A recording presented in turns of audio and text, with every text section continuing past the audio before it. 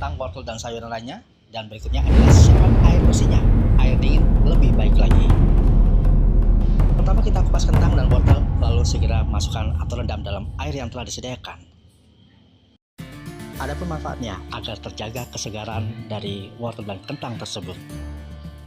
Selanjutnya mulailah ambil satu persatu lalu kita potong sesuai dengan keinginan ataupun bagaimana cara Anda menyukai pemotongannya, model pemotongannya.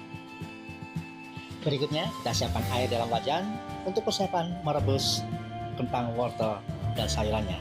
Bisa dipisah kalau porsinya banyak, kentang dan wortel terlebih dahulu kita rebus, baru berikutnya merebus sayurannya. Karena di sini di video ini kita bahannya sedikit ya, jadi kita rebus semuanya. Untuk pertama kali kita nyalakan api kompornya dengan api yang besar. Berikutnya kita lalu kalau setelah mendidih baru kita kecilkan apinya. Dan kita jaga jangan ditinggal, kita aduk-aduk ya. Tapi jangan sampai terlalu matang, jadi setengah matang aja. Kalau bahan yang kita rebus ini langsung akan kita gunakan, kita harus beri bumbu dalam proses perebusannya ini. Bumbunya ini cukup garam saja. Tapi kalau untuk disimpan atau untuk ditunda pemakaiannya untuk beberapa jam, maka harus kita masukkan ke dalam air dingin atau air es. Jadi begitu kita angkat dari perebusan, langsung kita masukkan, kita celupkan ke dalam air dingin atau air es. Proses ini akan menjadikan sayuran baik kentang, wortel, dan lainnya itu tetap dalam warna kesegaran, teksturnya tetap terjaga kesegarannya. Bila bahan rebusan langsung akan kita gunakan, maka kita setelah matang kita angkat, kita tiriskan, lalu kita pilah kentang, wortel, dan sayuran lainnya kita pisahkan. Jadi untuk sayuran seperti brokoli atau kembang kol atau buncis itu kita setelah kita pasang sebentar dan diberi bumbu garam dan lada. Jadi dalam penumisan itu hanya diberi bumbu garam dan lada. Proses penumisannya pun itu hanya sebentar saja karena ini sekedar untuk memberi rasa pada sayuran. Jadi jangan lama-lama, yang penting dimasukkan dalam wajan, kita taburkan bumbu, lada, dan garam halus. Kita oseng-oseng sebentar lalu kita angkat.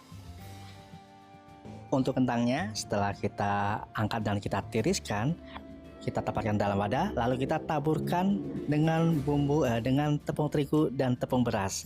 Jadi perbandingannya adalah 3:1, 3 sendok makan tepung terigu dan 1 sendok tepung beras. Kita beri bumbu secukupnya, bumbunya cukup garam dan lada saja. Serta tambahkan baking soda sedikit aja, kurang lebih setengah sendok teh. Lalu kita aduk hingga semua bumbu merata. Dan siapkan air panas, siapkan minyak panas.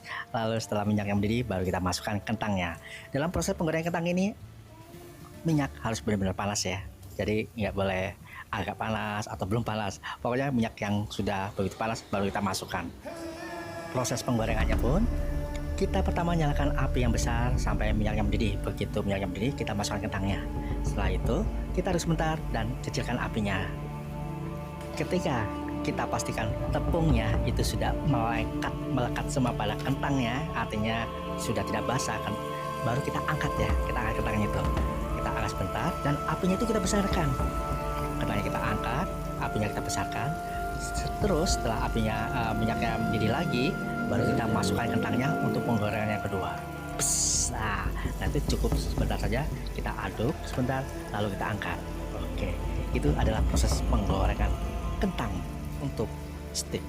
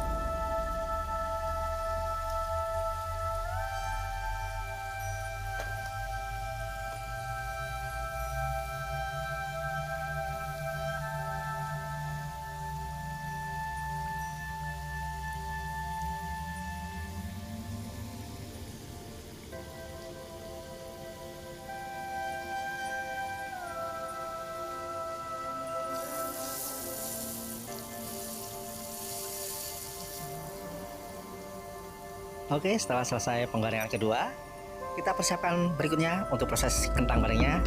Kita sote atau kita oseng kentangnya sebentar. Proses pengosengan ini adalah memberi bumbu. Oke, yang pertama adalah kita siapkan minyaknya sedikit atau bisa dengan mentega lebih bagus lagi. Berikutnya kita siapkan bawang bombay-nya dan bawang putih. Kita gunakan 2 siung bawang putih, kita geprek, kita cincang halus, dan bawang bombay-nya kita potong yang agak besar seperti yang nampak dalam video ini.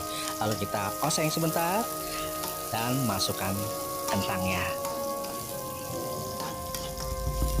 Dalam proses ini kentangnya nggak perlu diberi bumbu lagi ya, karena kan kita waktu perebusannya sudah diberi bumbu. Jadi ini kentangnya sudah rasanya udah oke, sudah ada rasa bumbunya.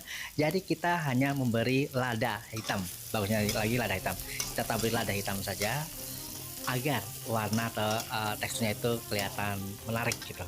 Jadi di samping untuk teksturnya menarik juga untuk menciptakan rasa aroma dan rasa ladanya yang menggugah selera.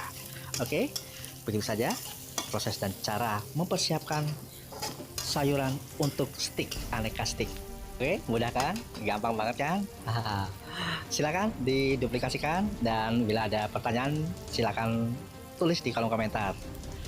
Nanti insya Allah saya akan segera memberi penjelasan yang lebih detail lagi sesuai dengan pertanyaan yang Anda sampaikan.